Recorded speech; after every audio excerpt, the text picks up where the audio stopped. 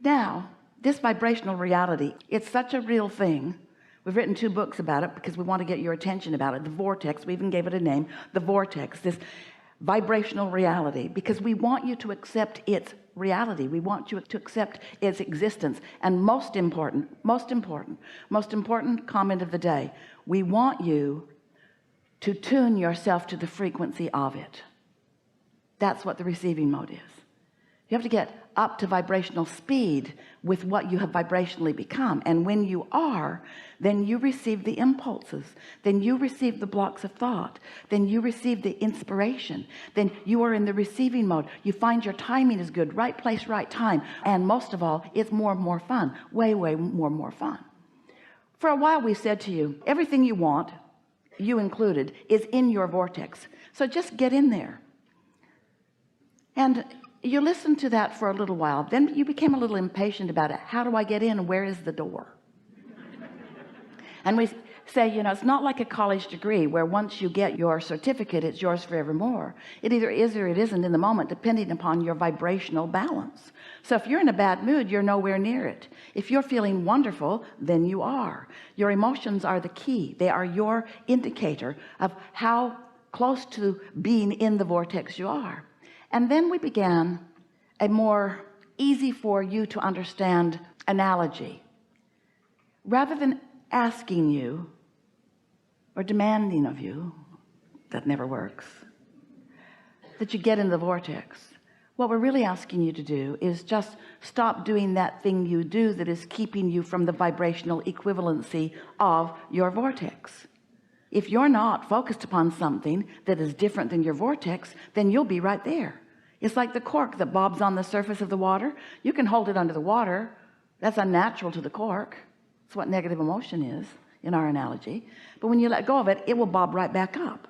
If you'll discontinue doing that thing you do, where you hold yourself out of the vortex or away from the vibrational receiving of it, when you stop doing that, then you'll be in the receiving mode. So ways to be in the receiving mode are find things that are satisfying, or at least stop focusing on the things that aren't satisfying. You don't even have to focus on what's satisfying. Just stop being dissatisfied. So satisfaction is your indication that you're in the receiving mode. And your work really is to do your best to maintain the mood, the atmosphere of being satisfied. But if you're like most humans, your satisfaction or dissatisfaction is all about what's already manifested, which means you're in deep doo-doo, because you can't stop asking for new, and the new is rarely an instant manifestation. So there's always a gap in that creative unfolding in terms of the idea and it manifesting fully in your experience. And if you are fixated on looking at what is, then you may very well, if you're like most, find a rather large measure of dissatisfaction, which is what's slowing the whole works down. So we want to talk with you about how you can be more satisfied. We want to talk with you about rampages of appreciation. We want to talk to you about books of positive aspects. We want to talk to you about all of those things, sort of, kind of, blah, blah, blah. But you know the difference between positive emotion and negative emotion. How many hundreds of thousands of books have been written on positive mental attitude? People in sports have been doing it and knowing it and understanding it and achieving it for a very, very long time. Lots of other people, you have too. But we want you to understand the vibrational basis behind it, the universal laws behind it. We want you to understand first that you are a genius creator here to create, and that in the creation you're going to see things you don't want, and that is normal. And when you see things you don't want, that's step one, and it matters very much, and you have asked. Just don't spend your whole life in step one.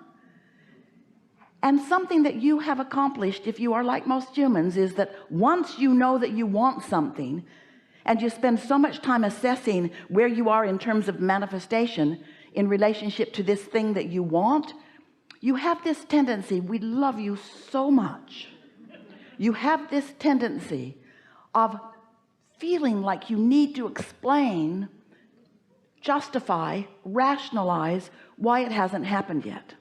It's their fault.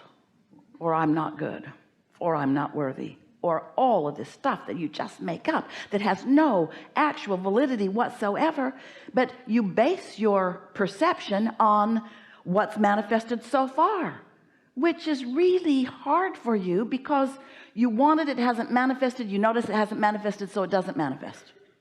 So you bang around in more life and you ask for more, but you notice it hasn't manifested, and because you're noticing it hasn't manifested, you're not in the receptive mode, so you don't let it manifest, and then life causes you to ask for it more. So you should take a peek into your own vortex. You should see what you've put there. You should see what's all queued up for you. You should see what your inner being is attracting by law of attraction on your behalf.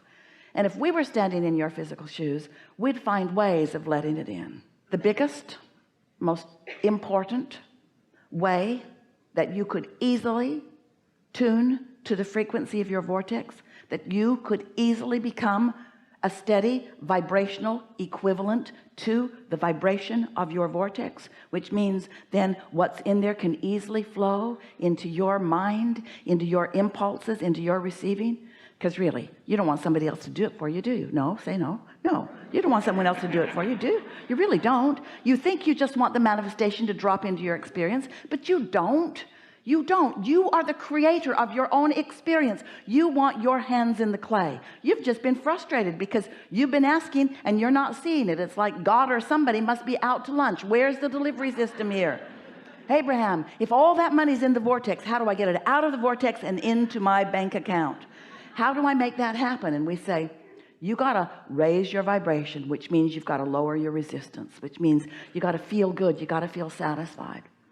And what we've noticed as we've been watching you is that the fastest way for you to get to a consistent allowing of what you want is a daily meditation in which for 15 or 20 minutes, that's all, you sit with the intention of quieting your mind, which simply means you just focus upon something that doesn't matter very much to you.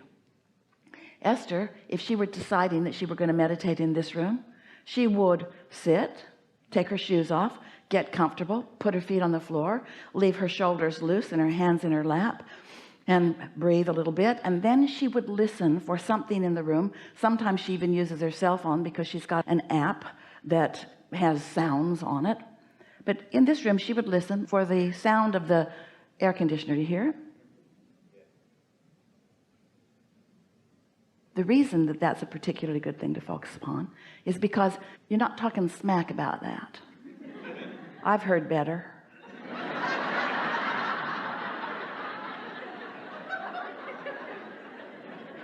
You don't do that with that. And because it's not very juicy in thought, if you will continue to turn your attention back to it. Now, you may, depending on how far into your day you are, earlier you meditate, the better, the easier for you. As you focus upon it, your mind may wander because your mind already has some momentum going. There are already active thoughts.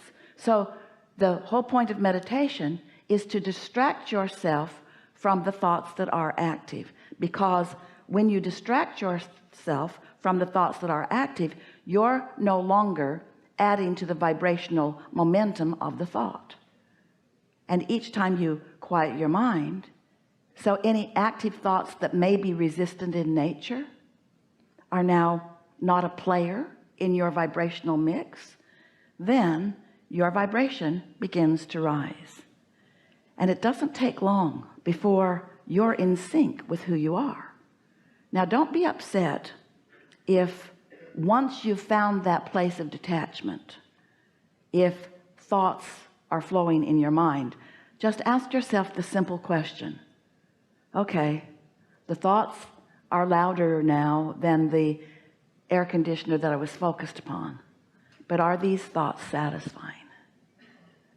And if the thoughts are satisfying, then just know that you are most likely in the receiving mode, and that you and your inner being are sharing these thoughts.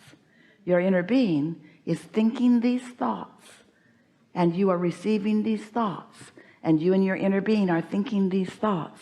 And the momentum, can you feel it in your body? Some of you can, can't you? The momentum of these thoughts is the process of thoughts turning to things. Now, they're not going to turn to things immediately. The ceiling isn't going to open and your $20 million is not going to fall at your feet, probably. Now we're talking smack about your millions. But what is going to happen is the vibrational momentum is becoming more, and whatever it is that you've asked for that has already been given is now going to be within your vibrational view, your emotional view, your sensing view, your impulse view. You know it. Sometimes you're in traffic. Driving is really a nice thing because often you're distracted from thoughts, and often you'll get an impulse to change lanes or to take an exit or to do something that is clear communication from your inner being. But if you're not practiced at deliberately quiet your mind, if you're not practiced at deliberately raising your vibration, if you're not practiced at the feeling of alignment, if you don't know when you're in the receiving mode and when you're not, you see, we want to call that under the influence, really under the influence of who you really are. But we also have to say you are always 100% of the time under the influence of something. And usually we love you so much you are under the influence of what is, which means what is not changing for you. You got to stop being so under the influence of how things are and allow yourself through meditation and appreciation and positive aspects and any other thing that you can think of.